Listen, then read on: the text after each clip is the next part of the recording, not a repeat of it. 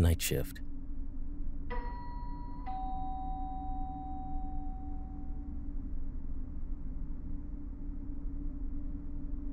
I worked the night shift at a local mom and pop convenience store at the front of my neighborhood.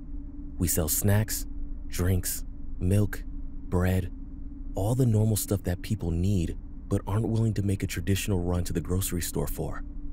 There was talk about adding a gas pump out front, but it hasn't happened yet. As a result, the night gets a bit slow at times. Of course, we got our usual druggie who strolls in to get a soda or to use the restroom, but sometimes I'll sit at the counter for nearly an hour before someone strolls in. It can get a bit boring at times, but I've always got a good book or a YouTube video to keep my mind occupied. I'm supposed to clean the store in the slow periods of my shift, and I do, but that never takes me long. Each night, usually around 1 to 2 a.m., I finish the chore list and find myself surfing the web or plop down enjoying some novel. The night of the encounter was like any other day.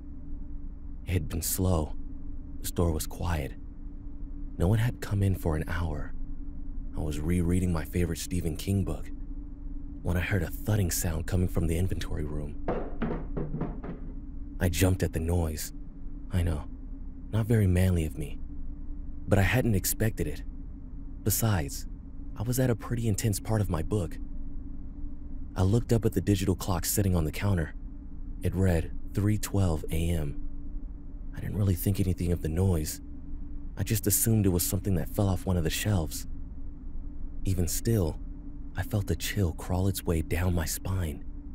I remember glancing outside and seeing a sea of thick fog blanketing the landscape. This wasn't too uncommon. There was a lake across the street from the store, and occasionally fog would drift in. Still, I couldn't recall a time when the fog was as thick as this. I remember thinking that something could be standing out there watching me, and I wouldn't even know. But it was more than that. At that moment, I knew there was something out there. It was instinctual, a primal sense developed over years. The hairs on the back of my neck stood up, and goose flesh began to break out all over my arms. I was too frightened to get up from my spot at the cash register. I knew that I ought to investigate the sound in the back room, but I couldn't get my body to respond. I sat there, unable to look away from the glass front door, trying desperately to peer through the thickening fog. I couldn't see anything, but I was certain that if I turned away now, then the thing in the dark would rush forward. The fear was multiplying, growing into a living creature trying to tear its way from my stomach. I felt cold sweat begin to pour from my brow, streaming into my open eyes and causing them to sting. I couldn't blink. I was too worried about the consequences if I did. When I saw it, 2 pinpricks of light cut through the dense fog, temporarily blinding me. My panic rose to a crescendo, and my heart beat out of my chest.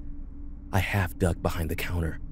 When I saw the figure approaching the door, my hand slid across the underside of the counter to find the panic button that would alert the police when the door swung wide open. A burly man in a green jacket and black pants came strolling in, an amused look on his face. He looked at me, raised an eyebrow, and said, "Hey, mister, you okay? Look like you've seen a ghost." I sighed.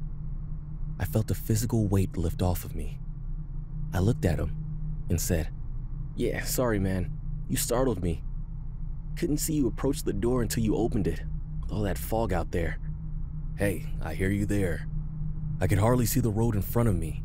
Honestly, it's a bit unnerving out there. It makes you think some strange thoughts," said the man, looking a bit pensive. "Right. I could have sworn that something was out there. I mean, I guess you were," I said, with a nervous laugh. "Yeah, I was. It's nights like this that makes one think," said the man seriously. I felt uncomfortable with his answer. He just remained there, motionless, staring at the door to the back room. I still hadn't investigated the noise in the back, and the man's blank look made me feel uneasy. The silence in the room was beginning to weigh on me, and I couldn't take one more moment of it. I asked, "Think about what?" The man smiled a toothy grin and said, "Life, death, and all the moments in between. I try not to think about the first too often. After all, who can truly know?" "Anyone can, if they're willing to pay the right price for it," said the man, a hungry look gleaming in his eyes. "You might be right. There's always a price to pay for knowledge. I mean, I'm pretty sure Adam and Eve learned that lesson, and aren't we still paying for it today?" "True enough, I suppose. But how is one supposed to live when one doesn't know the reason for existence?" asked the man. "I guess it's our duty to do the best with what we have in front of us." "And damn the truth, huh?" replied the man. "What truth? No one's truth is true. Many claim to have the answers, but few have more than just hot breath." "Because many are liars, the truth doesn't exist?" "That doesn't seem to be an accurate conclusion either," said the man. "Does there have to be a singular truth? Why must it be universal? Can't something be true to one and not true for the other?" "I would say that truth by its essence must be true to all, or else it isn't the truth.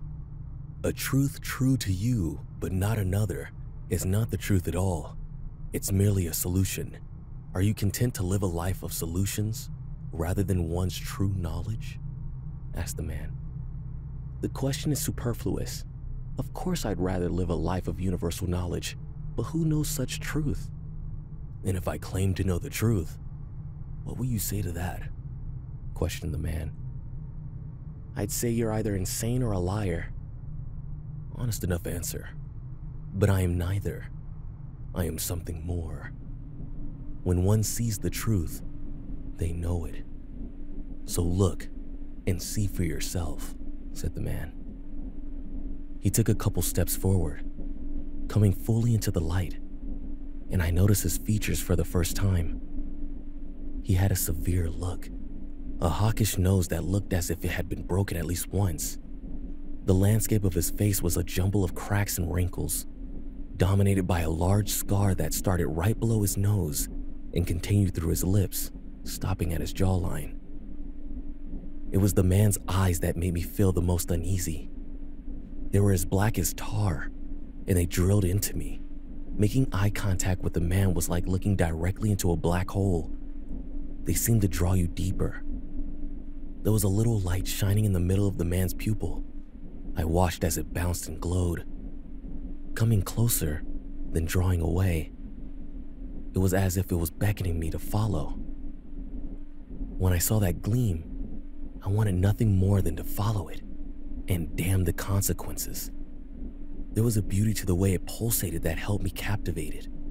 I looked and saw and knew that there were secrets to be found in those depths. I also knew that if I followed the light, there would be no coming back. But I didn't care.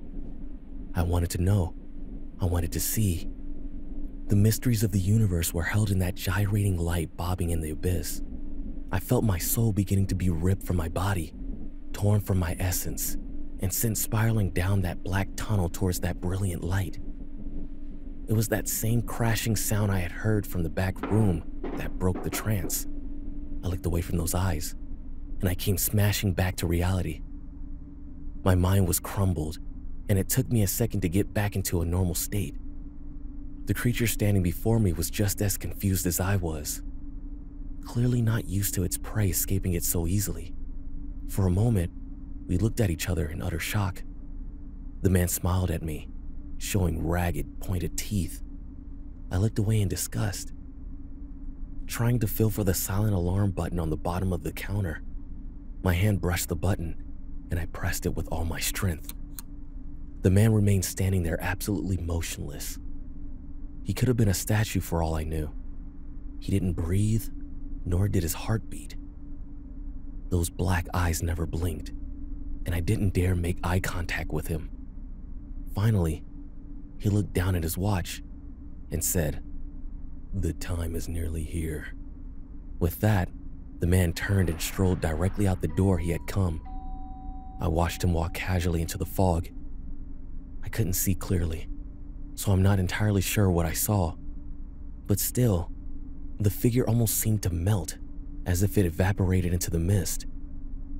One moment he was there, the next he wasn't. To this day, I still don't know what I saw that night. I do know this. There are things that walk in the dark that man knows nothing about. It's best to avoid certain watches of the night. I stay at home these days. I work in the safety of the daylight. Once I tried to watch the security footage, all that can be seen is the front door opening and closing. Then about 5 minutes later, it happens again. No man can be seen, but still something opened that door. You can see my lips moving as if I'm talking, but there is no audio, and the conversation can't be heard. And that's the proof. I tried to watch the backroom footage. All that can be seen is a box of sodas busting as it falls from the top shelf. Then a few more minutes pass, and the whole metal rack holding the boxes of sodas knocked over. I don't know what saved my life. I do know this. I'm still alive, and I intend on staying that way. I'd like to be able to explain to you what happened that night, but I am just as in the dark as you might be. Stories are supposed to wrap up nice and neat into a perfect little ribbon. But when does life follow those rules? We each live and die on this rock. We love, we hate, we fight, we make peace, and many of us don't even know why we are here. I don't claim to know the answers. All I know is this: I'm still breathing, and some answers aren't worth the price.